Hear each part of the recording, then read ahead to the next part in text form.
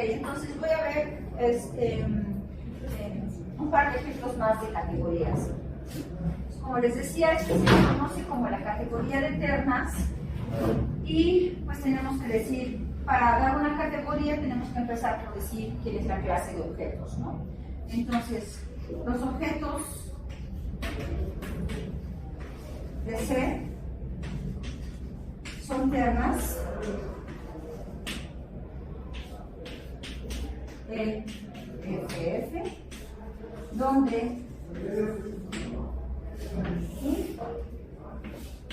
E y F son K espacios vectoriales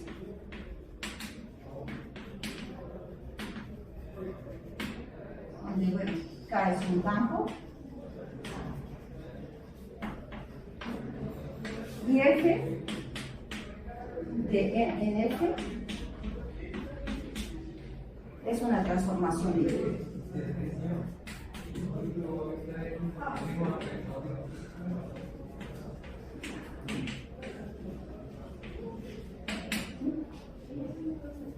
Ahora vamos a decir quiénes son los morfismos. Entonces, voy a poner así.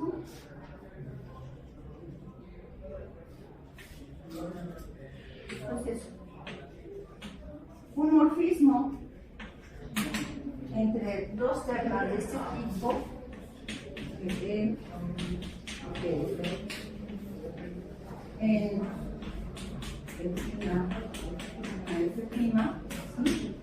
es una pareja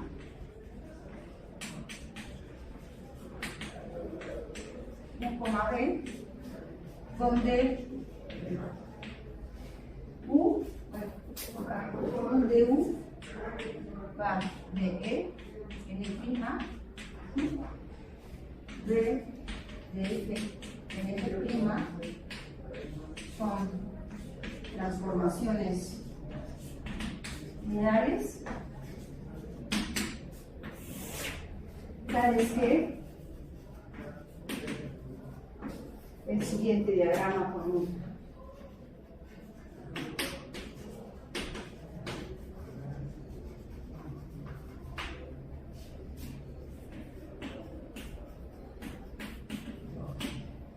tenemos aquí a E, a F, tenemos la transformación lineal F, tenemos a E', a F', tenemos aquí a F', aquí tenemos la transformación U, y aquí tenemos la transformación. Y este diagrama conmuta.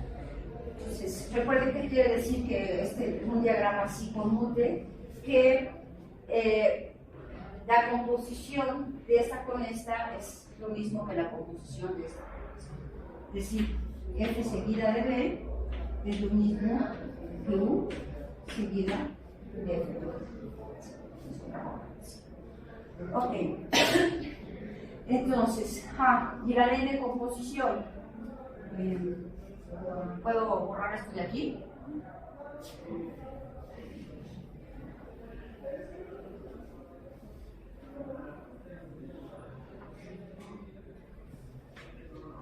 Entonces, la ley de composición en C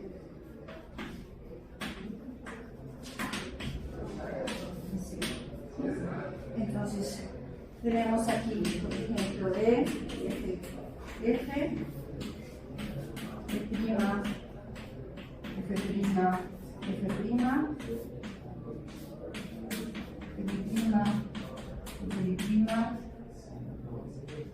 y F'. Entonces aquí tenemos un morfismo V y el otro que le llamamos su prima vertical. Entonces la composición de estos dos morfismos está dada por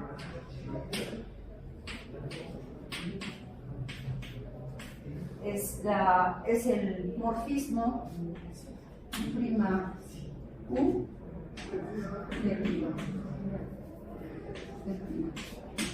Sí, con compuestos y formo esta parte. ¿Está bien?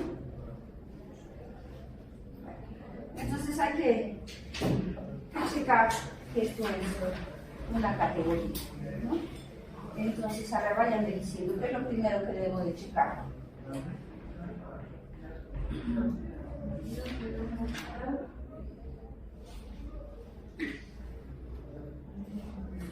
Aquí está muy engorroso de escribir porque, bueno, son ternas, ¿no? Esta sí la habías visto, ¿no? Una vez. Ahí luego me interesa verla para después ver que este se sumó con una categoría triangular. Entonces, no categoría triangular, la categoría de matrices triangulares. ¿Sí? Ok, entonces, entonces, a ver, díganme, ¿qué es lo que se tenía que cumplir para que esto fuera una categoría?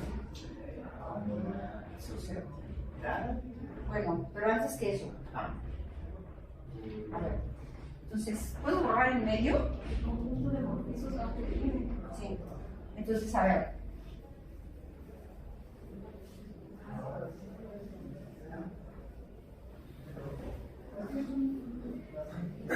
Una de las cosas que se deben de cumplir es, recuerden, en una categoría C teníamos que para cada par de objetos, bueno, para cada XY objetos de C, ¿sí? Existe un conjunto que lo llamamos el 11 de XY. Es decir, básicamente lo que nos está diciendo esto es que los morfismos de X a Y tienen que ser un conjunto, ¿sí? Bueno, entonces aquí, por ejemplo, yo tengo dos ternas, ¿sí? Entonces, de la definición de morfismo de esta terna en esta terna, pues son parejas de transformaciones lineales. Ese conjunto de parejas pues forma un conjunto. ¿Sí están de acuerdo? Porque el conjunto de transformaciones lineales entre dos espacios vectoriales es un conjunto. Sí. ¿Sí? ¿Ahora sí? Sí. Ok. Bueno, entonces vamos a ver las transformaciones lineales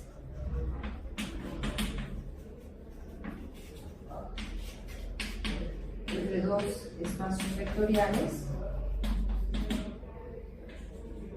es un conjunto, ¿no? Y esa es la razón de que se está cumpliendo esa propiedad, ¿no? Ok, ahora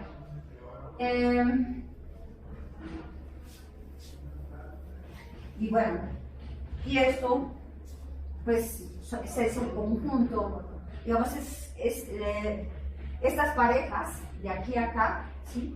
¿Qué son? Son precisamente ciertos subconjuntos del producto cartesiano de todas las transformaciones lineales que van de n' y de fnf'. ¿Cuáles? Las que hacen conmutar aquello. ¿Sí está bien? Entonces, bueno, como uno es conjunto y el otro también, pues el producto cartesiano también. ¿Es necesario que sea un conjunto? Es uno de los requerimientos en la definición de categoría. ¿Sí? ¿Sí? Tú tienes, en la categoría, bueno, tienes una clase que llamas la clase de morfismos. Sí. Que usted sabe si es un conjunto o no.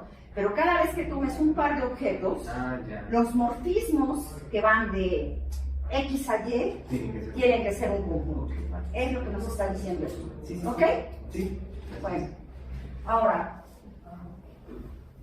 en la otra parte que tenemos que ver es que si tenemos, bueno, la segunda parte de esto es que si tengo una pareja de objetos de la categoría, bueno, dos parejas de objetos, perdón, que son distintas, entonces los conjuntos de morfismos tienen intersección vacía, ¿no?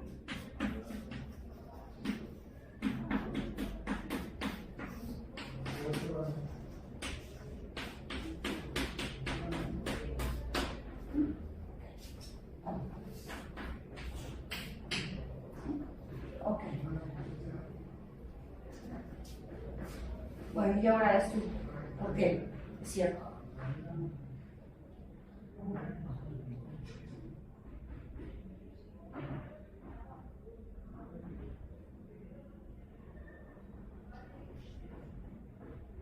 Las funciones tienen su dominio y codominio determinado. Lo que pasa es que aquí, acuérdate que los morfismos, digamos, esto es en general, en una categoría C, ¿no? Ok, ahora mis objetos aquí son ternas, ¿no?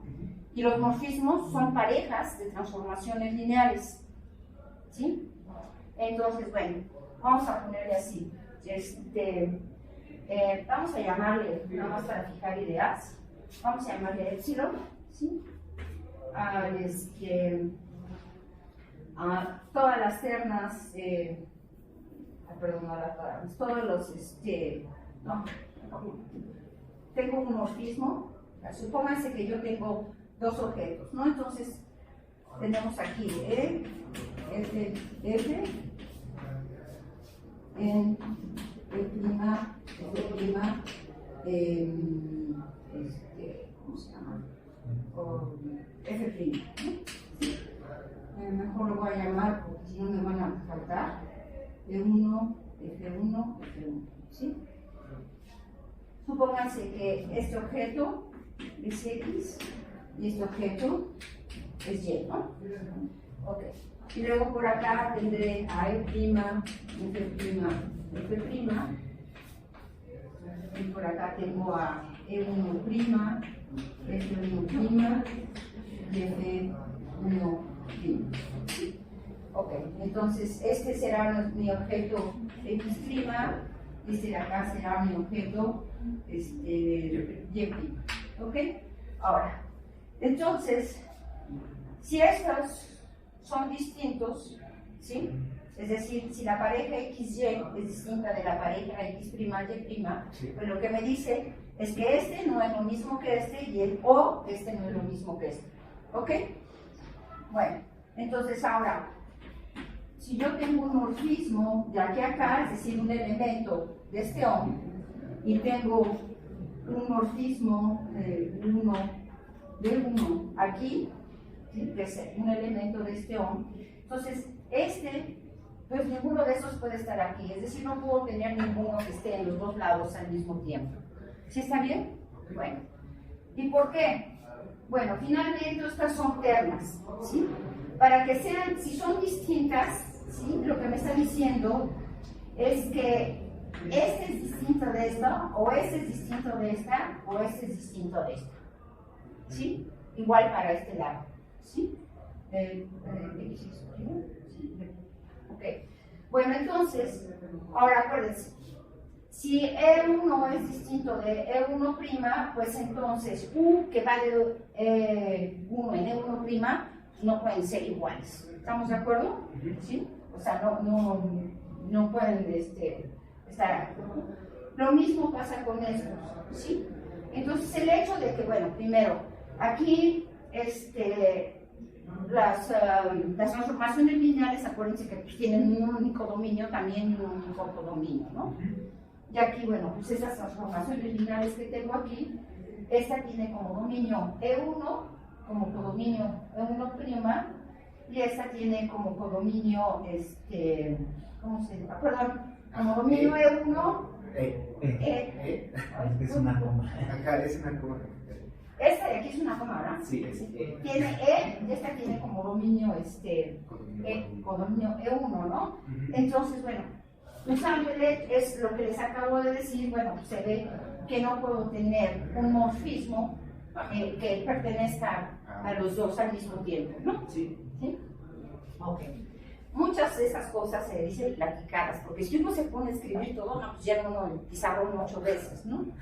Explicando lo que es evidente, o sea, bueno, de ninguna manera. Ahora, ¿qué otra cosa habría que probar? Que, bueno, tenemos la ley de composición, habría que probar que es asociativa. Aquí esto se ve muy claramente, ¿no? ¿Por qué? Porque coordenada a coordenada, la composición es asociativa en la categoría C. Bueno, en la categoría C, porque la composición de transformaciones lineales es asociativa. ¿Sí está bien? Entonces, la composición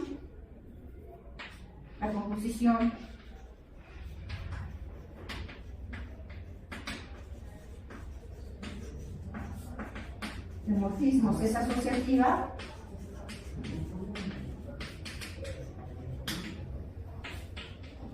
pues la composición de transformaciones lineales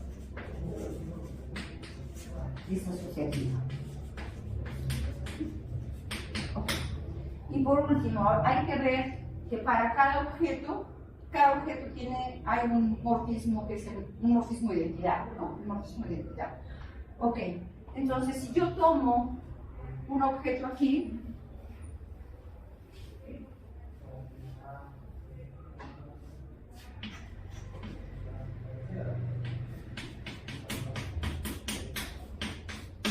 ¿sí? Entonces, ¿quién es el morfismo de identidad en este objeto? ¿Cómo está definido? Este tiene que ser una pareja, ¿no? Es una pareja, vamos a llamarle V, ¿sí? Que va de E, F, F, en E, N, F, F. Y donde... ¿Quién es U? Bueno, sí, ya ni lo pongo, ¿no? Sí. U es la identidad de N. Y B es la identidad en N. Sí. Y claramente, bueno, pues yo tengo de aquí de E, en F, F. Aquí tengo a F, aquí tengo la identidad en E, y aquí tengo la identidad en F, pues entonces este diagrama conmuta, ¿no? Porque esta composición es igual a F y esta composición es igual a F. Entonces, efectivamente, este morfismo, definido de esta manera, es la identidad y, bueno, y es morfismo porque hace conmutar este diagrama, ¿sí? A un comentario sobre esto, por ejemplo, si en este nos ponemos E igual a F y la F minúscula la ponemos como la identidad o como 0, ese morfismo me sirve para dos ternas distintas.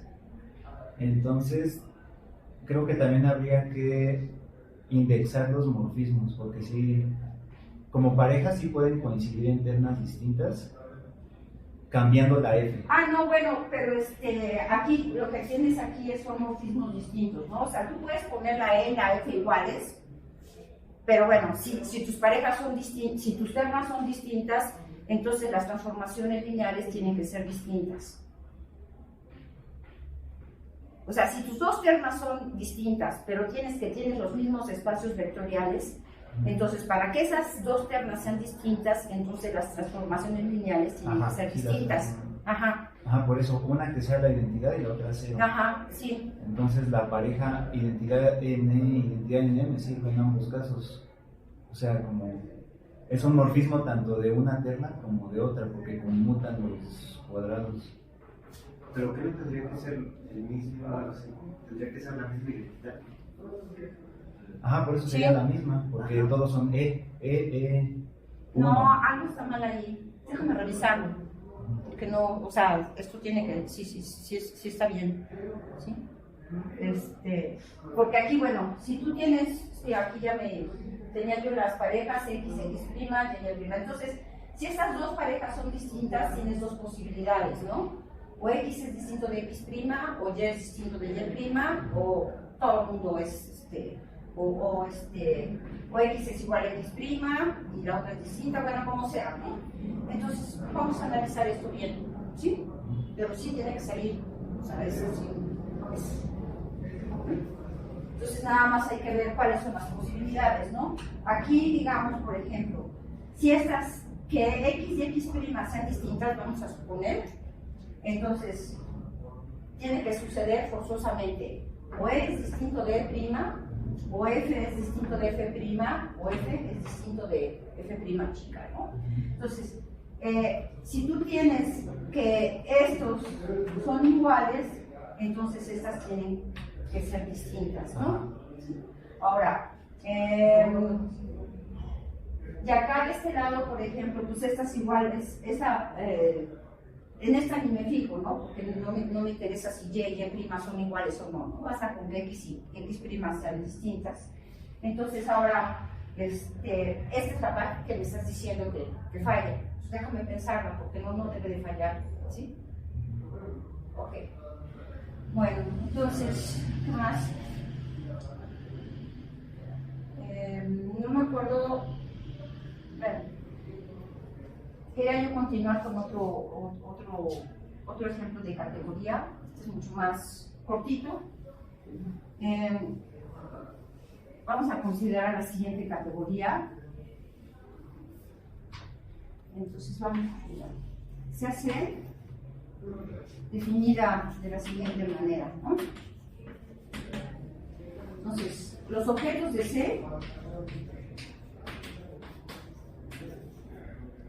C bueno, lo pone así de una vez. Se hace la subcategoría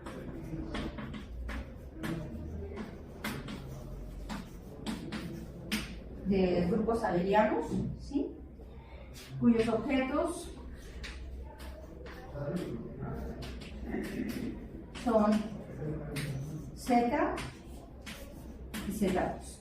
Es decir, esta categoría va a tener nada más dos objetos, que son Z y Z2. ¿Sí? Y los morfismos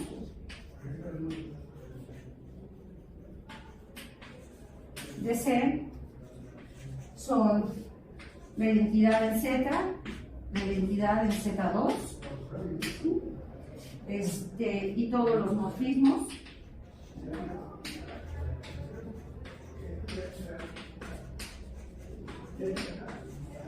de Z en Z2, ¿sí? La ley de composición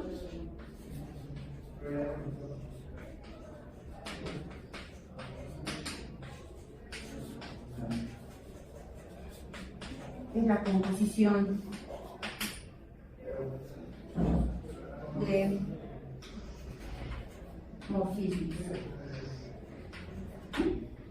Bueno, entonces, ¿se acuerdan que habíamos definido a una categoría como una categoría pequeña si la clase de objetos es un conjunto y la clase de morfismos también es un conjunto? Entonces, bueno, este es un ejemplo de una categoría pequeña, evidentemente, no solo son conjuntos, sino además son finitos, ¿no? Ok, bueno, hay que ver que esto es efectivamente una categoría. Entonces, a ver, ¿cuántos morfismos tengo de Z en Z2?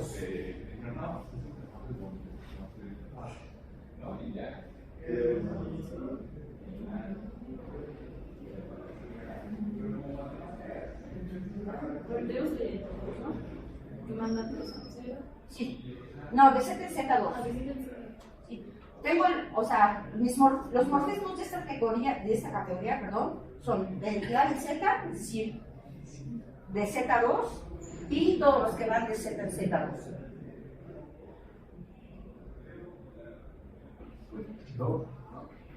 Dos.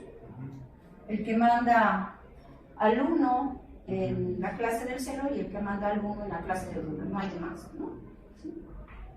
Acuérdense que cuando salgo de un cíclico, un morfismo está determinado por la imagen del generador, ¿no? Entonces, bueno, aquí pues, el generador mejor es el más bonito es el 1, ¿no? También puedo usar el -1 si se me da la gana, ¿no? Pero, ¿para qué? Ok, entonces tenemos en total 4 morfismos, ¿sí? Ok, entonces la composición, bueno, lo del OM, ¿no? Entonces, si yo tengo dos parejas de objetos, ¿sí? Entonces, bueno, hay que ver todos los casos, ¿no? ¿Cuántas parejas puedo formar? ¿No? Entonces tenemos, un lado, tenemos el OM, C, de Z en Z, ¿sí? Pero me están diciendo quiero ¿Quiénes son los morfismos? Pues lo único que tengo aquí es la identidad de Z, ¿no? Luego tengo que el OM de Z2 en Z2, pues nada más tengo a la identidad en Z2, ¿sí? Después tengo el OM-C de Z en Z2, pues tengo, no sé cómo llamarlos, F y G, ¿no? Uno que sea el que mande al 1 al 0 y el otro el 1 al 1, ¿sí? Y tenemos el 11 del Z2 en Z, ¿sí? Que es vacío, ¿sí? Ok. Bueno, entonces, ¿cuáles son las, digamos, simplemente si intersecto los OMs de todas las parejas que son distintas, pues claramente su intersección es vacía, ¿no? Ahora, la composición es asociativa, pues porque la composición de morfismos ya sabemos que es asociativa, ¿no? De morfismos de grupos. Sí. ¿Sí? ¿Lo que más? Ah, las identidades, ¿no? Bueno. Para cada objeto debo de tener un morfismo de identidad, pero bueno, pues ahí lo estoy metiendo, ¿no? Ahí está, ¿no? Entonces, esta es una categoría. Ok, entonces esto es un ejemplo de C es pequeña.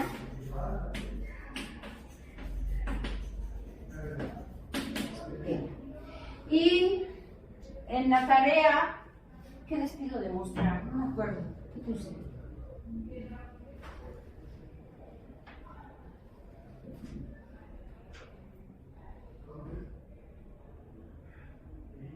Ah, sí, ya me acordé. ¿Sí? Okay. Lo que pasa es que todavía no les doy la definición de primorfismo y monomorfismo, ¿sí? Entonces, bueno, este es en esta categoría pues es un ejemplo donde bueno, necesito una definición para poder hablar, para completar esto. ¿En qué número voy? ¿En qué? 1.17? No, 6. 6, 1.16. Es una definición. Entonces vamos a decir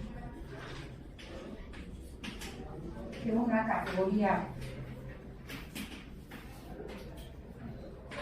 C es concreta si C es su categoría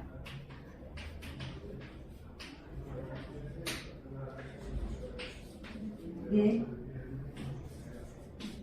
la categoría C de conjuntos.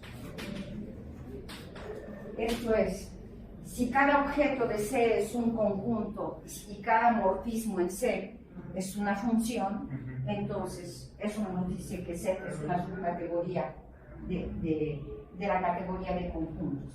Y por definición estamos diciendo que en este caso llamamos ese tipo de categorías concretas.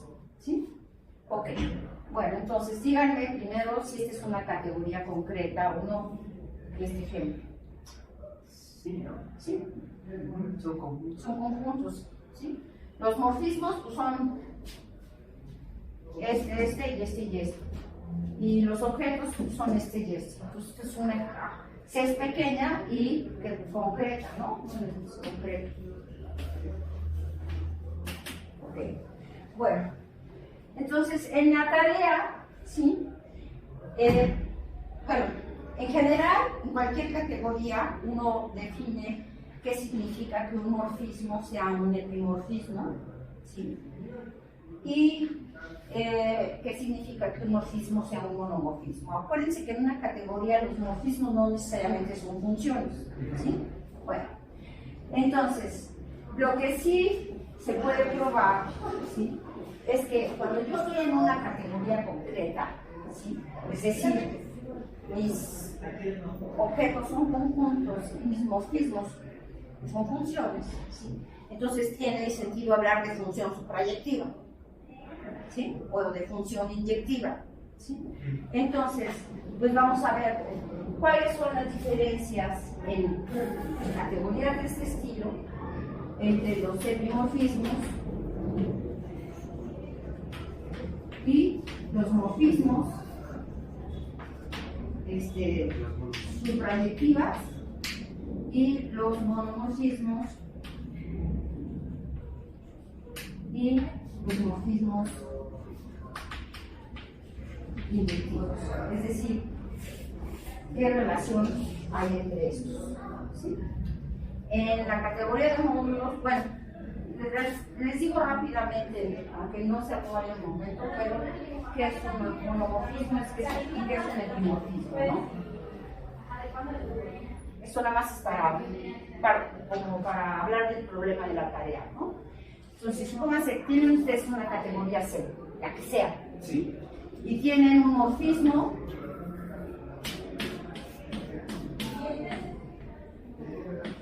entre dos objetos, ¿sí? Bueno, entonces, este va a ser un epimorfismo si siempre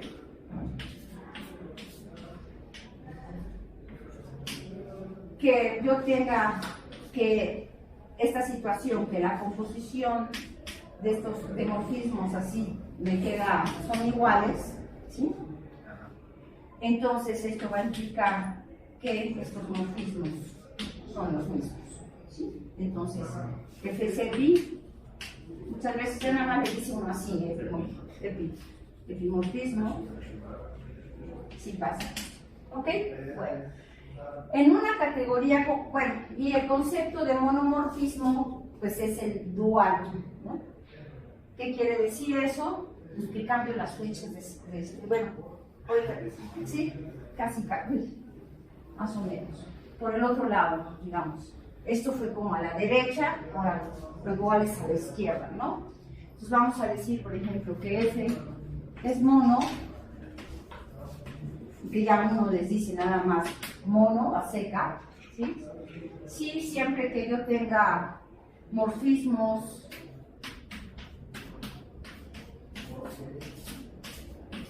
GH de esta forma, tales que FH, entonces quiero indicar que es igual a H, ¿sí? Bueno, entonces, si yo pienso en que C es concreta, entonces voy a tener que, ¿qué se imagina? Que esto es superlativo y eso es... No, casi, pero no. Sí le va a faltar, pero una va a implicar otra. No. ¿Sí? Entonces, Entonces, es un sí solo sí. no siempre es un sí, solo sí. Pero... En módulo sí. Sí, pero si nada más es concreta, no puedo pedir eso. ¿Sí? Y de hecho vamos a ver ejemplos. ¿Sí? Bueno, la categoría que les di es para que vean un ejemplo. ¿Sí? Ok. Entonces, si F, a ver, supóngase que F fuera, que estoy en una categoría concreta, es decir, F, G y H son en particular funciones, ¿sí? X, Y, Z son en particular conjuntos, ¿sí? Entonces, y que F fuera suprayectiva, yo quiero probar que es un epimorfismo.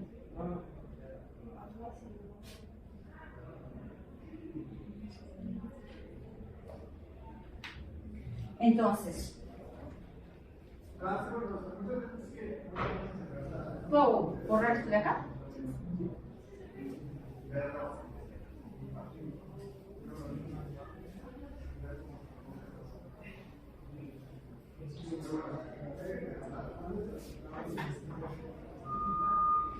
Entonces quiero probar que para cualquier Y, G de Y es igual a H de Y, ¿no? ¿Sí? Puedo hacer eso porque sé que Y es un conjunto. Puedo tomar un elemento ahí, ¿sí? Entonces, pues tomo cualquier Y, ¿sí? Entonces, y yo sé que F es, ¿cómo se llama? Suprayectiva. Entonces, existe X en X, tal que f de X es Y. ¿Sí está bien? Ahora, tengo como hipótesis que estas dos composiciones son iguales, ¿sí? Entonces, ¿qué es lo que tenemos? Que f de X es igual a H f de X, ¿sí? Pero f de XY, entonces eso me está diciendo que f de Y es igual a H de Y. Esto es para cualquier Y en Y, entonces eso ya me dice que es igual a H. Entonces, en una categoría concreta, un morfismo suprayectivo va a ser un epimorfismo. ¿Sí? Pero al revés, ¿no? No sé. Es decir, sí puedo tener en una categoría concreta o pues, que coincida pues, de cantidad, pero eso ya depende del morfismo, ¿no? Pero en general, no. Entonces, lo que tenemos es que morfismo supra implica F. La demostración para la mono es igual de fácil. Morfismo mono, inyectivo, perdón, implica mono. Pero esto no siempre es explicación, no es cierto. ¿Sí? Entonces, los dos ejemplos que les di en la tarea son precisamente para que vean ejemplos de situaciones donde tienen un monomorfismo que no es un morfismo inyectivo y un epimorfismo que no es un morfismo superior. ¿Sí? Entonces, ¿cuáles son? En esta categoría de las cuales les acabo de hablar, teníamos 4 morfismos, ¿no? Identidad en Z, identidad en Z2 y F y G les llamé, ¿no? F que manda, bueno, este es el morfismo 0 y G que manda al 1 en la clase 1, ¿no? Sí. Ok. Bueno, entonces, en la tarea les digo, dos de estos morfismos son inyectivos y otros no lo son. Pero todos los morfismos en esta categoría son monomorfismos, ¿sí? 2 de ellos son inyectivos, ¿sí? Y otros 2 no. Entonces tienen que ver cuáles son. ¿Sí está bien? Sí. Y bueno, un ejemplo que también se les pone en la tarea es para ver esa parte, ¿no? De que tener un epimorfismo que no sea un morfismo suprayectivo y se les dice, bueno, considera la inclusión de Z en Q. Entonces tienen que probar que esto es un epimorfismo y que evidentemente esta es la inclusión natural, ¿sí? Y que, bueno, evidentemente no es suprayectiva. ¿Sí? No quiere decir que no pueda yo construir una función suprayectiva de Z en Q. Evidentemente sí la hay, porque tienen la misma, ¿cómo se llama? Cardinalidad, ¿no? Pero la inclusión no es suprayectiva, ¿sí? Pero sí va a ser un epimorfismo, ¿sí? Y eso es parte de son los ejercicios de la tarea. Ok, sí. ¿Ok? ¿Sí? Entonces eso lo aprovechamos para aclarar eso y que ya puedan empezar a pensar por ahí, ¿no? ¿Qué fue lo último que vi antes de este ejemplo? Ok, ya. ¿Sí? Entonces, sí te pido que les veas muchos, o sea, los más ejemplos que se puedan, ¿no? ¿Sí? De categorías. ¿Conocen el grupo fundamental? ¿Sí les puedes hablar de ese? Sí. Categorías de anillos, bueno, sí les hablé, vimos que los anillos, o sea, sí lo vimos, ¿no? Ok. Bueno, entonces, ya después, bueno, la categoría de categorías, que ya voy a definir junto, entonces ya podemos ver eso. ¿Sí? Sí. Entonces, ¿cómo estoy de tiempo? Ah, ok. Entonces, por lo Ok, menos- pero para ver la categoría de categorías ya necesito saber qué es funtor, ¿no?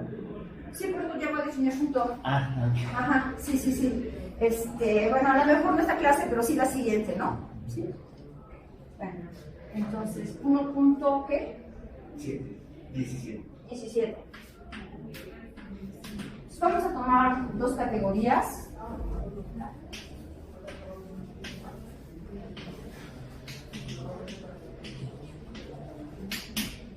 Entonces, básicamente un punto va a ser un morfismo entre categorías, ¿no? Entonces, pues tenemos que definir cómo está dado, ¿no? Entonces, un punto F, perdón, un punto covariante F de C está dado por lo siguiente. Primero, F le tiene que asignar a cada objeto de C un objeto de D, ¿sí? Entonces, F asigna a cada objeto X de C un objeto que le podemos poner F de X o nada más F sub X, que a veces esto va a ser mucho mejor para evitar muchos paréntesis, ¿sí? de D. ¿Sí? Ok. Ahora, pero mi categoría C también tiene una clase de morfismos. Tiene morfismos, pues tengo que decir qué le hace a los morfismos. ¿Sí?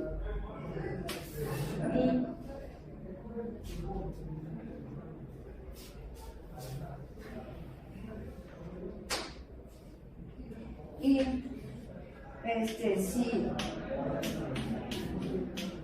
F de X en Y es un morfismo en C,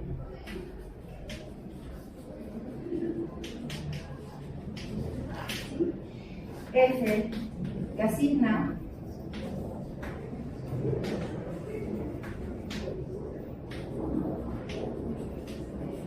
un morfismo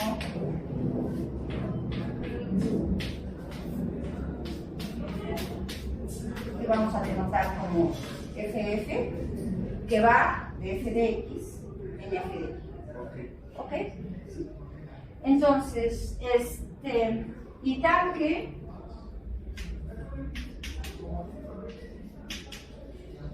pues esta asignación se comporta bien respecto de la composición de morfismos, ¿no?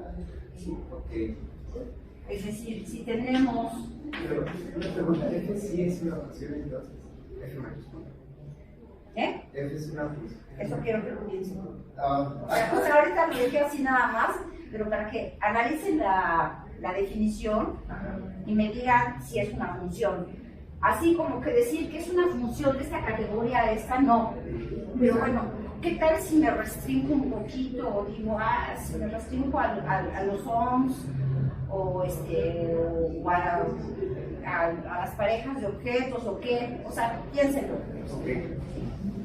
Entonces, si yo tengo estos morfismos, estamos en C, en donde evidentemente la composición está definida, porque así lo puse. Entonces, la composición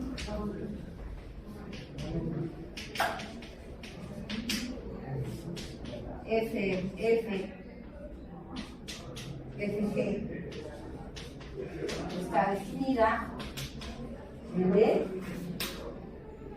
y F de FG, aquí no lo estudié al revés, no, está bien, es igual a FG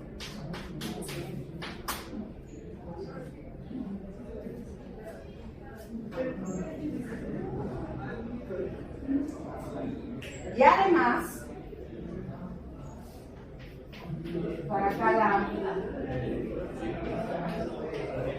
objeto X de C, ¿sí?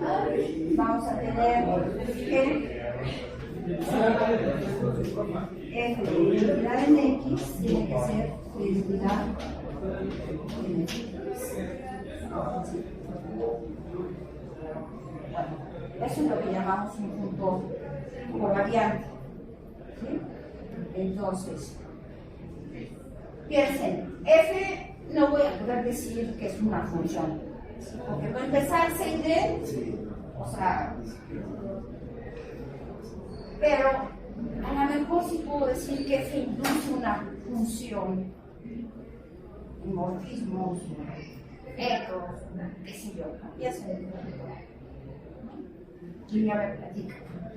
Entonces, este es el caso que llamamos covariante. Existe la definición de funtor contravariante, ¿no? Un funtor contravariante va a estar definido en objetos lo mismo. Cada objeto X lo asigna uno que llamamos f de X. Y si tengo un morfismo, ahora lo que va a pasar es que F le va a asignar a F ahora un morfismo de lo que va a encontrar F de Y en F de X, es decir, me cambia el sentido. ¿Sí está bien? Y sigue cumpliendo. Sigue cumpliendo. Y se tiene que cumplir todo esto, pero bueno, aquí hay que ver cómo cambia la composición. Sí, es porque estoy volteando la dirección de las flechas, ¿no? Es decir, si yo tengo un morfismo así, ahora tengo que ver que la composición así tiene que estar definida, ¿sí? Y pues esta composición pues, se me cambia, ¿no? Y esto, bueno, sí sigue siendo lo mismo. Esto ya, esta propiedad pues, tiene que, no depende realmente de que no sea covariante o contravariante, ¿no? ¿Sí? Entonces, piénsenlo y después, bueno, escribo la definición completa del contravariante para ver bien lo de cómo se comporta la composición y vamos a empezar a ver ejemplos, ¿no? Que ya de hecho ustedes conocen muchos ejemplos de puntores. ¿Sí? Sí. No sé, un ejemplo que se me ocurre sería en espacios vectoriales de Banach. En espacios de Banach o de Hilbert que tienen los transpuestos, eso también sería como un punto contravariante, ¿no? Porque tenemos, bueno, el primer punto que tenemos es el identidad, ¿no?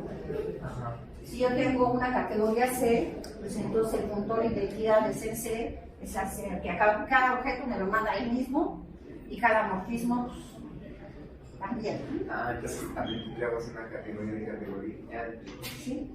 Entonces, ya con eso, pues entonces Juan les va a poder hablar de la categoría de categorías, donde los objetos son categorías y los morfismos pues, son los puntores. ¿Sí? Sí. Entonces, sí, puntores, tanto covariantes como contravariantes, ¿no? Nadie dice que tenga que ser variante o contravariante, ¿no? Y bueno, una de las cosas que vamos a ver es que si yo compongo dos puntores que tienen que tienen la misma variancia, es decir, que ambos son covariantes o ambos son contravariantes, la composición va a ser un puntor covariante. Es como ley de signos. Más. Piensen en covariante como más, ¿no? ¿Sí? Y contravariante como menos, entonces menos, más. Y si tengo covariante y contravariante, menos. ¿Sí? Entonces es como la ley de los signos.